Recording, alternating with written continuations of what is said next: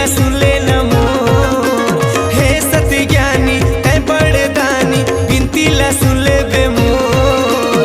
घोर अंधेरा ये दुनिया मा सत्य के करे अंजोर।